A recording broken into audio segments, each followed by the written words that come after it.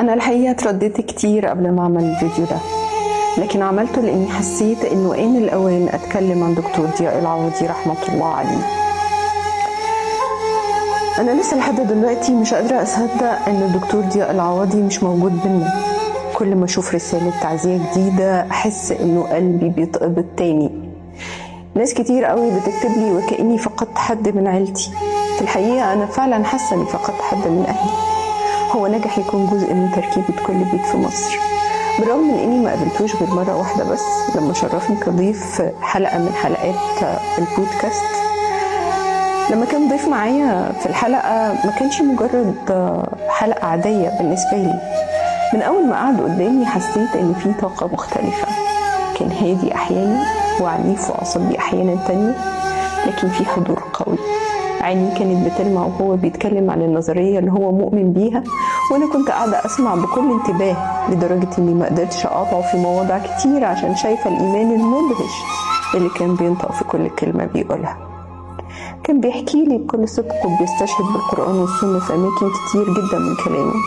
كل شوية يرجع يقول آية أو حديث يدعم اللي بيقوله، وده اللي خلى الناس تحس أن الكلام ده مش بس نظرية علمية، ده كلام فيه بركة. وبعد ما خلص دكتور ضياء العوضي كلامه عن نظام الطيبات قلت له بص يا باشا، انا لا باكل اصلا بيض ولا فراخ، واصلا كده رضع صناعي من وانا عيل صغير، عمري ما شربت اللبن ولا اعرف منتجات الالبان طعمها عامل ازاي، والاكل بالنسبه لي عرض طارئ، يعني غريزه، مش هجادل معاك اسكتها بتوست بني ولا بصينيه مكرونه بشاميل. انا غير شغوف بنظام غذائي اصلا.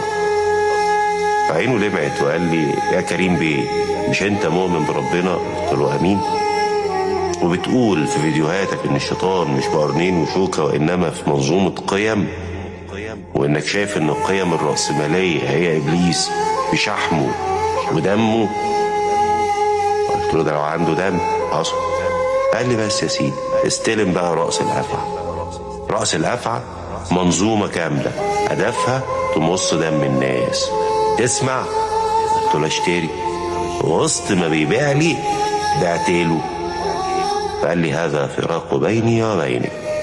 خلاص انت من سكة انا من سكة. ليه يا حبيب اخوك؟ قال لي لن تستطيع معي صبرا. ثم كان ما كان. ليه الاطباء مفيش حد فيهم اجتهد وقال والله الدواء ده بيعالج؟ اطباء العالم بيخافوا.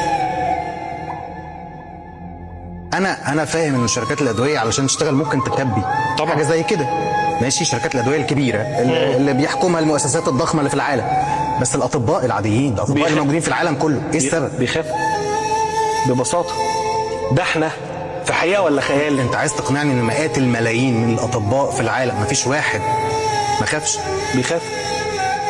بيخاف على مستقبله وعلى بيته وعلى اسرته وعلى عيلته. يقول لك انا احط ايدي في عش الدبابير ليه؟ وقسها على اللي حصل معانا، وانا بكررها تاني، ده احنا بس كنا بنتكلم وساعتها عرضنا علاج لباحث مصري اتكلم في موضوع الكانسر وكان اوراق علميه سليمه، احنا اتقطعنا.